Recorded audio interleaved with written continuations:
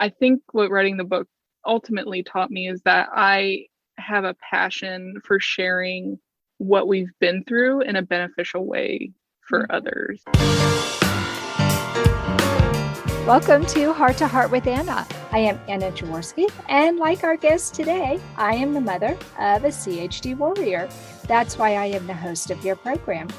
Today's show is the Tomcat team raising awareness of congenital heart defects, and our guests are Tom and Kat Hansen. Tom and Kat Hansen are parents to a 9-year-old daughter, Audrey, and 7-year-old son, Harding. In 2014, Harding was diagnosed with multiple congenital heart defects in utero, for which he has undergone 3 open heart surgeries and multiple other procedures. Inspired by their journey with Harding, they wrote a book, and then they started a podcast, the Hope and Courage podcast for CHD Parents, where they share their insights and interview experts and people with a lived experience of CHD. Their book, Hope and Courage, Real-Life Lessons from the Parents of a Child with Congenital Heart Disease, will be released in 2022. A former high school math teacher, Tom is currently a corporate trainer and instructional designer. In addition to caring for their children, Kat runs the Hope and Courage platform. The family lives in Cincinnati, Ohio, and enjoys going on adventures together. Welcome to Heart with Anna, Tom and Kat Hansen. Hi, we're so glad to be here. Thanks for bringing us. Yeah, thanks for having us on the show. Oh, I'm so excited to finally meet both of you. I had the good fortune to meet Kat just a few days ago for the very first time. But this is my first time to meet you too, Tom. Yeah, happy to meet you. Yeah, I'm happy to meet you too, Tom. Well, Kat, in your bio, you mentioned that you found out about Harding's diagnosis in utero. How did finding out about Harding's CHD impact your family? It turned our world upside down in an instant. It kind of felt like a bomb was dropped on us. But what we really went through after receiving that diagnosis was just mourning the loss of normalcy, mourning the loss of just welcoming your second child and happily adding them as a part of your family. And instead, not that it wasn't happy, but it was extremely stressful and just brought a lot of hardship and challenge. I went through a lot of depression afterwards. I think ultimately CHD has made our family stronger. It's brought us closer together, and it's given us character traits that we would never have gotten if we hadn't gone through that hardship with Harding CHD. I totally understand. Your children are 2 years apart. Mine are almost exactly 3 years apart. And I feel like you do, that dealing with the congenital heart disease actually brought our family even closer together. And I think it has made my son, who was born heart healthy, such a compassionate person. I think it has affected him in ways that I never really would have thought it would. Yeah, that's what we hope for our daughter, Audrey, is that it's ultimately impacting her positively for sure. And I can see a lot of that compassion in her. I also see a lot of leadership skills in her that are developing because of it, just feeling like she is more responsible than most kids her age, just because she's had more to deal with in her short 9 years. So we definitely see that in Harding as well. Wow, that's amazing. My son is 30, who's heart healthy, and my heart warrior is 27. And it continues to impress me how living with congenital heart disease all these years, all these decades now, how it has impacted their lives. And I'm happy to report it doesn't look like I damaged my children with the decisions I made to be an advocate, because Tom, I'm sure you can relate to this as an educator. You know about child development, and you know how what you do can impact your children's development and their feelings of security and so many of the traits that they grow up with. And I worried a little bit that by being an advocate and having so much focus on my son's heart defect, that it might negatively impact my family. But I can happily say this many years later, it did not do that. That's great. We have wrestled with that. Audrey at times has communicated things like that she doesn't feel special because she doesn't have something like Harding has in that way. And that's something that we have to actively be aware of and manage. For example, there's obviously lots of hardships that come along with CHD, but when you are being treated in a great hospital like Cincinnati Children's, they do such an amazing job of treating those kids, both emotionally and physically and just every way that you can imagine. And he's getting great programs that are available to him, like Make-A-Wish. Your second child, you really have to just be cognizant of it because it goes both ways. With hearting, one of the conversations that we've been having a lot lately is your heart is not the only thing that makes you special. There's lots of things that make you special. And Audrey, there's lots of things that make you special. It's just something that you, as a CHD parent, you have to be aware of because obviously, I think we are on a mission to convert this hardship into value for our family and the world. And we want to do that. But at the same time, we have to not lose sight of the small little things that exist that bind a family together and bind a marriage together. I love that. Yes, absolutely. For me, we didn't really focus a whole lot on Alex's heart, like calling it special. I know a lot of people do that now, but 27 years ago, that just wasn't the thing. We didn't have the superhero capes and all that stuff that you all have now, which really puts a different spin on the heart defect. For me, it was more of a matter of fact kind of situation. Your brother has hypoplastic left heart syndrome. That's HLHS. I think one of my fears was, what if I'm in a car accident while I'm taking the kids to a pediatric cardiology appointment and I'm rendered unconscious? Who's going to speak for Alex? And so I think from a very young age, it was really important to me that Joey knew his brother had HLHS, that Alex knew it. I had a medic alert bracelet on the diaper bag when we had diaper bags and on him when he got old enough to be able to wear a bracelet. We never really called his heart special. And consequently, I'm putting together a book called The Heart of a Heart Warrior. It's essays by heart warriors. And when I asked Alex to write for it, he said, Mom, I don't consider myself a heart warrior. And I said, well, you may not consider yourself one, but everyone else does. Right. Yeah. And he said, I really don't want to talk about my heart defect. And I said, okay. He said, my heart defect does not define me. And I said, great, write your essay about that. You're not the only one who chooses to focus on other things other than your heart. And you're lucky because you're so healthy that it's not the center of your universe right now. It was the center of my universe when you were first diagnosed. And we were going through 2 open heart surgeries in your first year of life, but you don't remember that. And I think he's had the luxury of not having to make that the focal point of his life. Yes, it's something he deals with, but he really chooses not to let it define him. Conversely, I have another gentleman who's writing for the book, whose title of his essay is How My CHD Defines Me. Wow.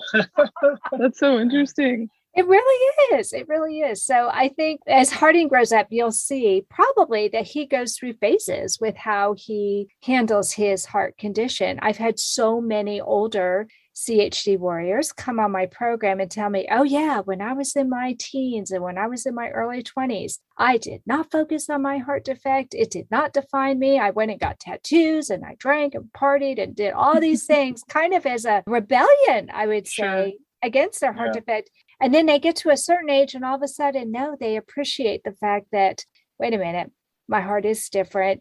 Maybe I better quit doing all these crazy things and treat my heart a little bit better. That's definitely been, I think, one of the biggest lessons that we learned is that balance that you're talking about. You got to avoid the extremes. You got to avoid going to the either end of that spectrum where you're completely ignoring it, pretending it's not there. It's not a thing, right? And then what happens when you're in that mindset and you get bad news or something comes up or you need a treatment and your whole world crumbles because you've been kind of in denial, right? But I think the other end of that spectrum is focusing on so much that it is just paralyzing you. You can't think about anything else. And I think in our journey in 7 years, we've been on both ends of that spectrum. And I think our goal is always to find that happy middle ground where we're not in denial. We're not pretending it's not there. We're staying educated. We're staying on top of it. We're staying proactive. But on the other end, we're not paralyzed by anxiety and fear about what the future holds.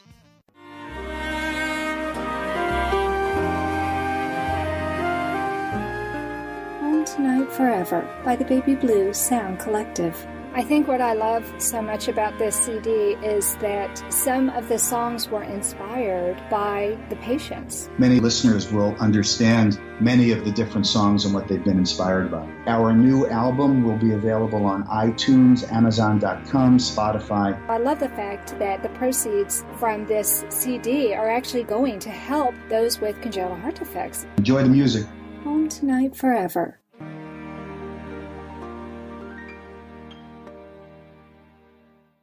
This content is not intended to be a substitute for professional medical advice, diagnosis, or treatment. The opinions expressed in the podcast are not those of Hearts Unite the Globe, but of the hosts and guests, and are intended to spark discussion about issues pertaining to congenital heart disease or bereavement. You are listening to Heart with Anna. If you have a question or comment that you would like addressed on our show, please send an email to Anna Jaworski at anna@hearttoheartwithanna.com. That's anna@hearttoheartwithanna.com. Now, back to Heart with Anna. Tom and Kat, the first podcast I listened to of yours was episode number 8, and I was immediately drawn to your program. Please tell my listeners why you started a podcast. What we really pictured were ourselves sitting alone in a hospital room. You're kind of just waiting the in-between hours. You know what I mean? Where maybe your child's sleeping and you finally get a chance to just breathe, right? And we're picturing these families who were like us, just like not easily being able to access resources for them. When we were going through that stage, we didn't know about any resources, really. We knew about whatever pamphlets we were handed by a doctor, right? What was in those. But we didn't know about any books. We didn't know about any podcasts or anything like that with other CHD parents who had been through it and had positive things to share, right? I think sometimes the CHD parent world can be kind of dark because, gosh, there's so much pain. And that's totally understandable. And we all need a space where we can share that pain. But what we saw really lacking was a voice of hope and courage in that world, of someone saying, hey, this is really, really, really hard, but there is hope in the midst of all this. And we want you to feel courageous enough to take it day by day. And so we started this podcast because we wanted CHD parents to have a easily accessible resource that they could sit down and listen to in those in-between hours, or maybe they're at home doing chores and they're listening to something that pertains to this huge factor in their life, their child's CHD, that is helping them feel hopeful about it instead of depressed and scared and anxious. Yeah, I love that. I absolutely love that. We can't have enough good resources like that, can we? I totally agree. Yes. I started my podcast as a means to let people know about my books. And I had written a blog, and I just found that not as many people were into blogging anymore or into reading blogs. I think our world has become so fast-paced, and people need something, well, especially in the heart world. We needed that information yesterday. Right. Yeah. So waiting for a book to come out isn't always the best way to get the information to the people. So I think that our podcasts are ways that we can get information to people immediately. Exactly. Yeah. And when you're a tired, exhausted CHD parent, even reading feels so hard. like it's hard, you know, like you is. just need something that you can passively take in that is going to help in some way. We've seen such a great response to the podcast, I think, because of that. I got a message the other day from a mom who's just been newly diagnosed in utero. And she said, someone recommended your podcast and I listen to it every morning. And it's the only thing that's giving me hope right now in my pregnancy. She just said, everything in me just wants all of this to be over. I'm so afraid of what the future holds, but knowing that you guys have made it through is giving me hope. Oh, I just love that. That's what we want. Feel so good. Yeah, that's all we want, is to be able to provide that for people. Right. When I started writing my book and working in the heart community, my husband and I both felt that if we help even only one family that's like ours, it's worth it. Mm-hmm. And here I am 8 years later, and I get letters all the time. I love it when I get a private message or I get a note on Instagram or something like that, letting me know that what we're doing is making a difference to them. So kudos to you for doing that, because like I said, we can't get enough positive messages out there. We are the parents who get the bad news that no parent should ever have to get, right? Mm-hmm. That our kids have something that's potentially life-threatening. And the crazy thing is that there's so many of us. I know. And you don't realize that until you're in that world. Then you find out about all the statistics that it's like the most popular defect. It's the number one defect. And I didn't know that. And I was a teacher. I was a special education teacher. It's like when you buy a new car and then you are driving around, you see everybody with that new car, your car. You're like, oh, I thought I was the only one. Yeah. And that's what it is like coming into the CHD world. You're like, oh my gosh, there are so many people that I didn't even know that have this as a part of their life. And I think that was another motivator for us. It's 40,000 kids are born with this every year in the United States. That's a huge number. Mm-hmm. That means 40,000 families every year are being affected by this. And they need resources. Right. They need hope. And that is a huge motivator for us. Well, the way I found out about you was through Jenny Muscatel, because she saw you on Instagram. And she said, Anna, you have to have this couple on your podcast. So can you tell me what your Instagram handle is and how people can find you there? Sure. It's at Tom and Kat Hansen. And that's actually our social media handle across all the platforms. So you can find us at Tom and Kat Hansen on Facebook and Twitter, TikTok, Instagram. It's at Tom and Kat Hansen. So that would be Kat with a K and not a C, and spelled out and. And you use that for all of your social media. See, you understand about branding. I'm an old lady and I'm starting to have to learn all of this stuff. I have been learning so much about branding and the importance of being consistent with what you are doing, so it is easier for people to find you. So I know you're really active on Instagram. Are you also on Facebook, Twitter? Do you do TikTok? Yes. We just started TikTok. Yeah. Our first ever TikTok was Harding doing a kung fu move on me and me falling down on the couch. That was our very first TikTok. We did it this week. Oh my gosh, that's great. That is great. Well, putting a podcast together is a challenge, but perhaps the biggest challenge is actually getting the word out about the podcast. Can you tell me what avenues you're using to get the word out about your program? Yeah, honestly, it has a lot to do with social media. I think it's really important to people. They want to see you every day, and you have to bring something of value to them every day. And so we really try to prioritize doing that every day, Monday through Friday, posting something that is valuable to them, that maybe lets them know about who's coming on the podcast, that they can look forward to, then posting about it when it releases, and then maybe a reminder later in the week, hey, have you gotten a chance to listen to it yet? Because it's great, this particular part of it. So that's mainly how we get the word out. And we know a lot of doctors and nurses, and they tend to recommend our podcast a lot to the patients that they know. I think what we've been learning is everyone has an audience. Every single person has a platform of some kind. For us, it has been less about us aggressively trying to carve our own spot in this world and more about how can we collaborate. If we can bring someone in and lift them up and help them, then what happens is you kind of end up scooping up some of their network, and then you go after someone else and you say, hey, we want to put a spotlight on you and make you sound and look great and amazing and get your message of hope and courage out there.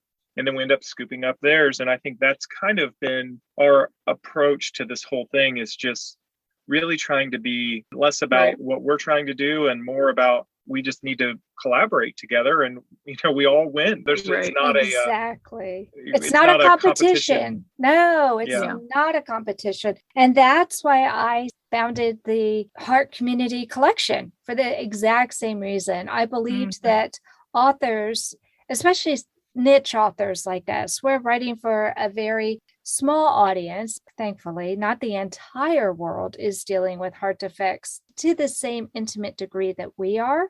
Mhm. And it's hard to find a big publisher who's interested in our books. So most of us end up self-publishing, and most of us don't have a huge budget for marketing.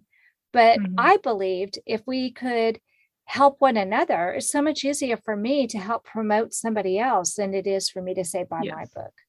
Absolutely. So I'm so happy that you're part of the Heart Community Collection and that you joined Jenny Muscatel and Amy M. Lee and Lisa Colville and all of us that are part of the Heart Community Collection, because I agree with you 100%. By collaborating, we are so much stronger together.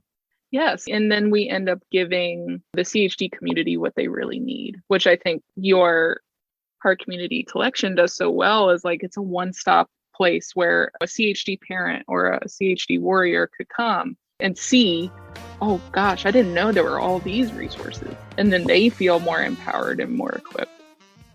Anna Jaworski has written several books to empower the congenital heart defect or CHD community. These books can be found at Amazon.com or at her website, www.babyheartspress.com. Her bestseller is The Heart of a Mother, an anthology of stories written by women for women in the CHD community. Anna's other books, My Brother Needs an Operation, The Heart of a Father, and Hypoplastic Left Heart Syndrome, a handbook for parents, will help you understand that you are not alone. Visit babyheartspress.com to find out more.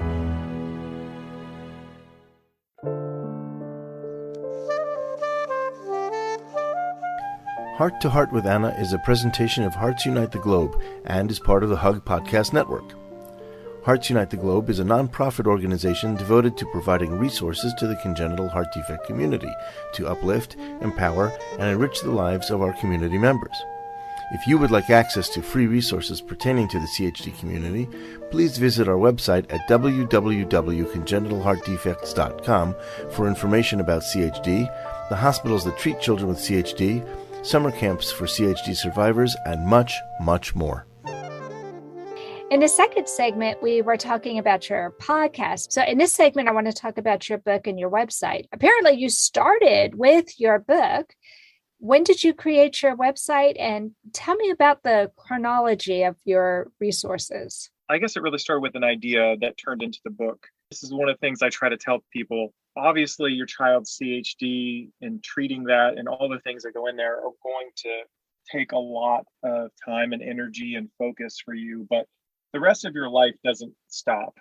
Right. So all those other things are still going on as well. And what was happening in our lives was I was making a career shift right before we learned about Harding's condition. I was a math teacher and I loved teaching and really got a lot of joy and fulfillment from it.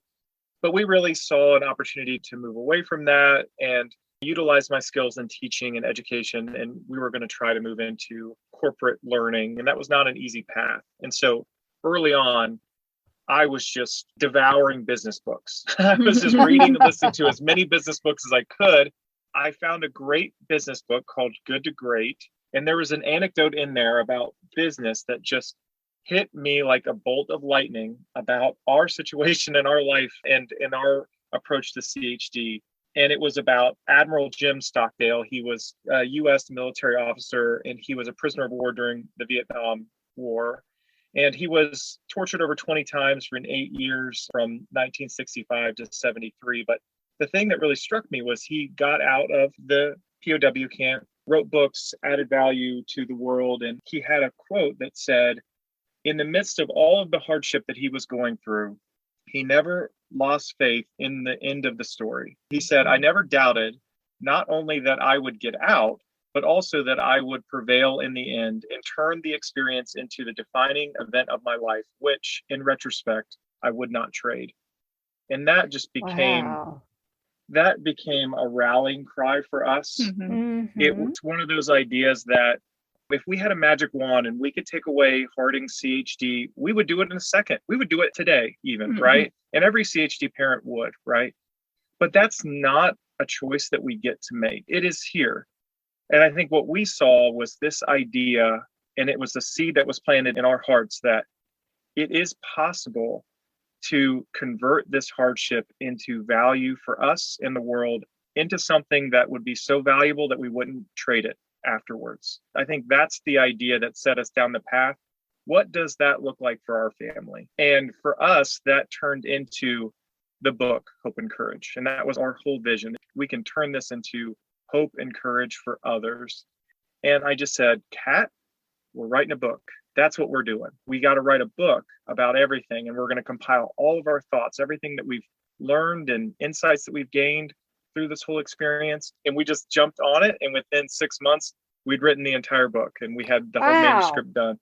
That's amazing. But really, that I think was the start of our whole journey. She's a writer. I'm a teacher. What can we do? And it just kind of book, boom. That's just amazing. And that's what put us on our journey. Well, I love your website. It's absolutely gorgeous. Can you tell our listeners how they can access it? And I'll put the link in the show notes. So if you're riding your bike or driving to work, don't worry about it. It will be in the show notes. Absolutely. It's www.tomandkathansen.com. See, here we go again. So consistent. That just makes it awesome and easy to find. And there are free goodies there. So you're definitely going to want to go visit and see what free goodies are on the website. We tried to stock it full of some free downloads that would be really helpful for CHD parents, like a financial aid organizer to manage all those medical bills that are going to come pouring in, things that you can pack to take to the hospital for when your CHD baby is born. We also have a top 10 tips for CHD parents. That's really good. So I think it's all stuff that CHD parents would really gain a lot of value. Absolutely. It sounds like you did a lot of soul searching and that this book was morphed out of a need to find that value in your experience and pass that on to others, which I absolutely love. So tell me what writing this book taught you about yourself and your life. What writing the book taught me was that there was a lot that I still needed to work through. You think that you're doing a good job just kind of getting through it when you're in the midst of that hardship.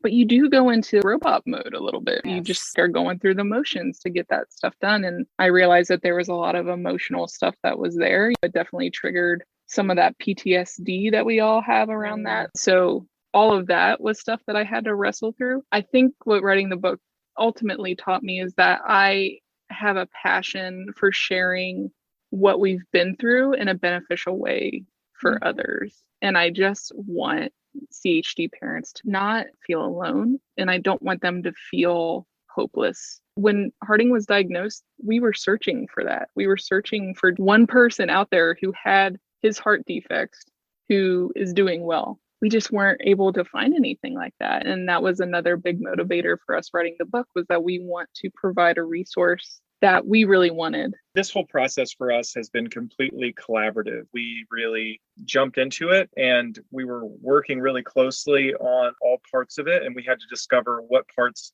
I was suited for, what parts Kat was suited for. We had to navigate some of those inevitable conflicts that might arise when you're working on a very large project and there's a lot of creativity required there. It just brought me back to how important it is for CHD families and parents to have that strong relational network and foundation. For us, one of the biggest obstacles that we've had to navigate is remembering that we're on the same team, supporting each other in the way that we need support, having empathy for each other, because we are the only two people who are going through the same experience. Exactly, right? For us, doing this together has been a great way to continually build that strong relational foundation. And it's really pushed us to grow in ways that we probably wouldn't have grown otherwise. We got really into Strength Finder as a couple. I don't know if you've ever heard of that assessment. My husband and I have done that as well. It was probably one of the best things we've done as a couple, because I never realized how often I tell Kat this, but not that anyone would ever say this out loud, but it's amazing how our thought process goes in this way. How much time and energy you spend hoping and wishing your spouse was just a different person. Like, be neater, be more organized, rather than just understand each other and value the unique strength that we have. And we did a strength finder assessment. And what was amazing about those, when we put those together, and what you get out of a strength finder assessment is the top 5 strengths. And no other couple has this uniquely together. And then it really brought this idea of, we can do something that no one else in the world can do because of our strengths. 2 of those strengths that we had in common was communication and developing people were 2 of our top 5s. And we had those together. And it just said, this is something that we are both gifted in and we can do together.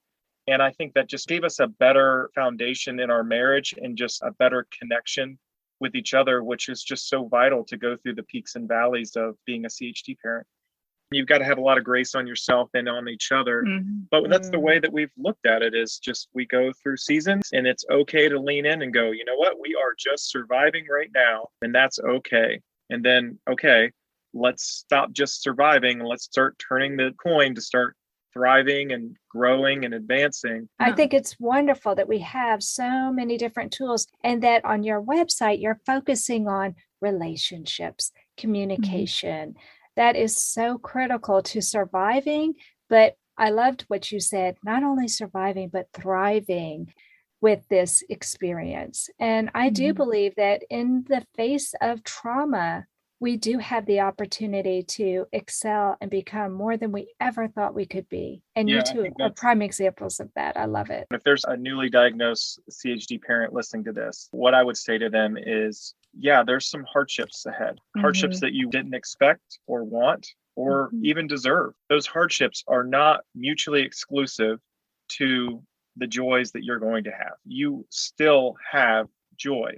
You got this new added element, but you mourn those things, but they're still there. They're still around. It's just, the key is to not let the hardships steal your joy and your hope and all those things. And if you can find a way, leaning on your network, for us, leaning on our faith has been a really big part of our lives in our community and our church. And when we've done that, we've been better able to appreciate all the joys that are there. If Harding was born when we were born in the early 80s, he would have likely lived a month. The procedures and the treatments are so new and continually advancing that we have a population of children on the earth that have never walked it before. And that is hard earned through the hardships and challenges that come with creating that life. And that is also something to just be in awe of and appreciate of. For us, it's been every day is a gift. How can we make the most of it? That is amazing.